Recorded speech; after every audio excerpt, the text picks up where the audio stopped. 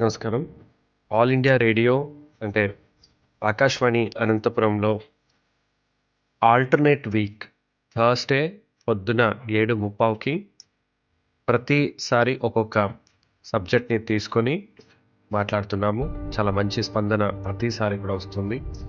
ఈసారి పంచాయతీ రాజ్ శాఖ డిపార్ట్మెంట్ గురించి ఉన్నటువంటి సమస్యల గురించి మాట్లాడితే అరగంటలో 13 మంది కాల్ చేయడం జరిగింది.